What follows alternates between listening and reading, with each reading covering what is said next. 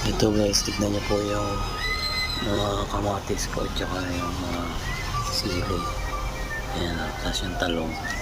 Medyo nangungulot siya. Sana ma-advise niya ako kung ano yung magandang patabaho or magandang gawin dito sa mga halaman ko. So, sana meron po kayong ma-advise sa akin.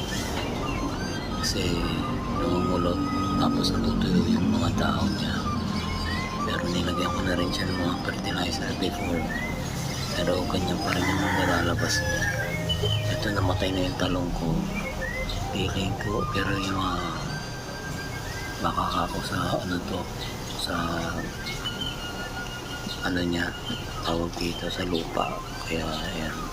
Pero ito, yan, natutuyo yun, pero okay naman siya pag kinain, maayos naman, masarap naman yung lasa niya.